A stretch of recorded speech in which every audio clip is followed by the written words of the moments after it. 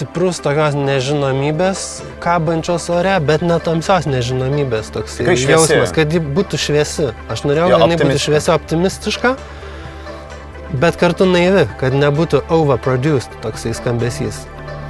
Ir iš tikrųjų tas samplas, kurį aš čia būtinai norėjau turėti šitame gabale, tai yra iš grupės Sonic Love, lietuvių grupės Sonic Love. Pažiūrėkim.